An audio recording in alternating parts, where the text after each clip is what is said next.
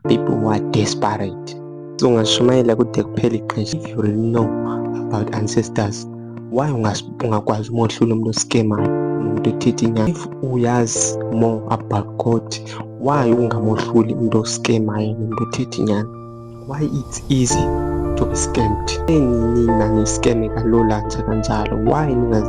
Why ningazi-understand iy'nkolelo zenu ningakwazi umbona umuntu oskemayo noskemile? Abantu bavala imilomo kulalwa nabo ezicaweni. Abantu bavala imilomo kulalwa nabo ezindumbeni apho kuthwaselwa khona.